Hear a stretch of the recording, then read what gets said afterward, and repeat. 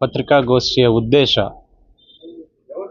ಕರ್ನಾಟಕ ರಾಜ್ಯ ಸರ್ಕಾರ ದಲಿತರ ಅಭ್ಯುದಯಕ್ಕಾಗಿ ಮೀಸಲಿಟ್ಟಿರ್ತಕ್ಕಂಥ ಹಣವನ್ನು ಗ್ಯಾರಂಟಿಗಳಿಗೆ ಉಪಯೋಗ ಮಾಡ್ತಾ ಇರ್ತಕ್ಕಂಥದ್ದನ್ನು ಖಂಡಿಸಿ ಇದನ್ನು ನಾವು ಪತ್ರಿಕಾಗೋಷ್ಠಿಯನ್ನು ಮಾಡಿದ್ದೇವೆ.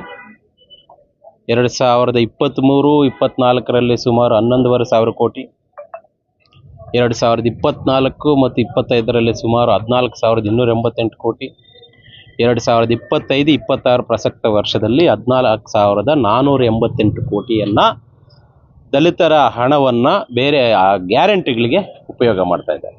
ಇದನ್ನು ನಾವು ತೀವ್ರವಾಗಿ ಖಂಡಿಸ್ತಾ ಇದ್ದೇವೆ. 2023ರ ಮೊದಲನೇ ಬಜೆಟಿಂದನೂ ಸಹ ನಮ್ಮ ಹೋರಾಟ ಮಾಡ್ತಾ ಇದ್ದೇವೆ. ಆದರೆ ಹೋರಾಟಗಾರರಿಗೆ ಕೊಡಬೇಕಾಗಿರ್ತಕ್ಕಂಥ ಗೌರವ ಆಗಲಿ, ಹೋರಾಟಗಾರರು ಮಾಡ್ತಾ ಇದ್ದಾರೆ ಇದು ಮಾಹಿತಿ ಯಾಕೆ ಈ ಥರ ಆಗ್ತಾ ಇದೆ ಅಂತ ಹೇಳ್ಬಿಟ್ಟು ಯಾವುದೇ ರೀತಿ ಯಾರ ಸಚಿವರಾಗಿರ್ಬೋದು, ಮುಖ್ಯಮಂತ್ರಿಗಳಾಗಿರ್ಬೋದು ಇದರ ಬಗ್ಗೆ ಗಮನ ಹರಿಸದೆ ನಮ್ಮ ಹಣವನ್ನು ಬೇರೆ ಕಡೆ ವರ್ಗಾವಣೆ ಮಾಡಿ ದಲಿತ ದ್ರೋಹಿಗಳಾಗಿ ಇವತ್ತು ನಿಂತ್ಕೊತಾ ಇದೆ. ಸಂವಿಧಾನದ 13ನೇ ವಿಧಿಯ ಪ್ರಕಾರ ಸಂವಿಧಾನ ವಿರುದ್ಧ ಯಾವುದೇ ಕಾನೂನು ಮಾಡುವಂತಿಲ್ಲ ಅಂತ ಹೇಳ್ಬಿಟ್ಟು ಸ್ಪಷ್ಟವಾಗಿ ಬಾಬಾ ಸಾಹೇಬ್ ಅಂಬೇಡ್ಕರ್ ಅವರು ಆರ್ಟಿಕಲ್ 13ನಲ್ಲಿ ಬರೆದಿದ್ದಾರೆ. ಆದರೆ ಈಗಿನ ಸರ್ಕಾರದವರು ಅದನ್ನು ಬುಡಮೇಲು ಮಾಡಿ ಸಂವಿಧಾನದ ವಿರೋಧಿಗಳಾಗಿ ನಡ್ಕೊತಾ ಇದ್ದಾರೆ. ಹಾಗಾಗಿ ನಾವು ಮಾನ್ಯ ಮುಖ್ಯಮಂತ್ರಿಗಳು 18ನೇ ತಾರೀಕು ಇದರ ಬಗ್ಗೆ ಸಭೆಯನ್ನು ವಿಧಾನಸೌಧದಲ್ಲಿ ಕರೆದಿದ್ದರು. ಆ ಸಭೆ ಸಂಪೂರ್ಣವಾಗಿ ವಿಫಲ ಆಯಿತು. ಹಾಗಾಗಿ ನಾವು ಅಂದಿನಿಂದನೂ ಸಹ ಎಲ್ಲ ಕಡೆ ದುಂಡು ಮೇಜುಗಳನ್ನ ಸಭೆ ಮಾಡ್ಕೊಂಡು ಬಂದು 2ನೇ ತಾರೀಕು ಇದೇ ತಿಂಗಳು 2ನೇ ತಾರೀಕು ಭಾನುವಾರ ವಿಧಾನಸೌಧದ ಶಾಸಕರನ ಸದನದಲ್ಲಿ ಒಂದು ರಾಜ್ಯ ಮಟ್ಟದ ದುಂಡು ಮೇಜಿನ ಸಭೆಯನ್ನು ಮಾಡ್ತಾ ಇದ್ದೇವೆ. ಎಲ್ಲ ರಾಜ್ಯ ನಾಯಕರಿಗೂ ಸಹ ಆಹ್ವಾನ ಕೊಟ್ಟಿದ್ದೇವೆ. ಎಲ್ಲ ಸಂಘಟನೆಯವರಿಗೂ ಸಹ, ವಿರೋಧ ಪಕ್ಷದವರಿಗೂ ಮತ್ತು ಆಡಳಿತ ಪಕ್ಷದವರಿಗೂ ಸಹ ಆಹ್ವಾನ ಕೊಟ್ಟಿದ್ದೇವೆ. ಈ ಸಭೆಗೆ ಬನ್ನಿ, ನಮಗೆ ಈಗಾಗಲೇ 25,000 ಕೋಟಿ ಹಣವನ್ನು ಗ್ಯಾರಂಟಿಗಳಿಗೆ ಉಪಯೋಗ ಮಾಡಿದಿರಿ. ಆ ಉಪಯೋಗ ಮಾಡಿರ್ತಕ್ಕಂಥ ಹಣವನ್ನು ನಮ್ಮ ದಲಿತರ ಆಯಾ ಇಲಾಖೆಗಳಿಗೆ ವಾಪಸ್ ನೀಡಬೇಕು. ಜೊತೆಗೆ ಈ ಪ್ರಸಕ್ತ ವರ್ಷದಲ್ಲಿ 14,488 ಕೋಟಿ ಏನು ನೀವು ಖರ್ಚು ಮಾಡೋಕ್ಕೆ ಗ್ಯಾರಂಟಿಗಳಿಗೆ ನಮ್ಮ ಹಣವನ್ನು ಉಪಯೋಗ ಮಾಡೋಕ್ಕೆ ಹೊರಟಿದ್ದೀರಿ, ಅದನ್ನು ಯಾವುದೇ ಕಾರಣಕ್ಕೂ ಕೊಡಬಾರ್ದು, ನಿಲ್ಲಿಸಬೇಕು ಅಂತ ಹೇಳಿಬಿಟ್ಟು ವಿರೋಧ ಪಕ್ಷದ ಮತ್ತು ಆಡಳಿತ ಪಕ್ಷದ ಎಲ್ಲ SC ST ಸಮುದಾಯದ ಶಾಸಕರನ್ನ, ಸಂಸದರನ್ನ, ಸಚಿವರನ್ನ ಕರೆದಿದ್ದೇವೆ. ಯಾರು ಬರ್ತಾರೋ ಬಿಡ್ತಾರೋ ಗೊತ್ತಿಲ್ಲ. ಆದರೆ ಸಂಘಟನೆಯವರಂತೂ ಇದರ ಬಗ್ಗೆ ವಿರೋಚಿತವಾದಂಥ ಹೋರಾಟ ಮಾಡೋದಕ್ಕೆ ತಯಾರಾಗಿದ್ದೇವೆ. 2ನೇ ತಾರೀಕು ದುಂಡು ಮೇಜಿನ ಸಭೆ ಆಗ್ತಾ ಇದ್ದಂಗೆ 3ನೇ ತಾರೀಕು ಸೋಮವಾರ ಬೆಳಗ್ಗೆ 10 ಗಂಟೆಯಿಂದ 7ನೇ ತಾರೀಕು ತನಕ ನಾವು ಸುಮಾರು 25 ದಲಿತ ಸಂಘಟನೆಗಳು ಮತ್ತು ಜನಪರ ಸಂಘಟನೆಗಳು ಮತ್ತು ರೈತಪರ ಸಂಘಟನೆಗಳು, ಕನ್ನಡ ಪರ ಸಂಘಟನೆಗಳು ಎಲ್ಲರೂ ಸೇರಿ 3ನೇ ತಾರೀಕಿಂದ 7ನೇ ತಾರೀಕರ ತನಕ ಇದನ್ನು ಖಂಡಿಸಿ ನಾವು ಉಪವಾಸ ಸತ್ಯಾಗ್ರಹವನ್ನು ಬೆಂಗಳೂರಿನ ಫ್ರೀಡಮ್ ಪಾರ್ಕ್ನಲ್ಲಿ ಕುತ್ಕೊತಾ ಇದ್ದೇವೆ.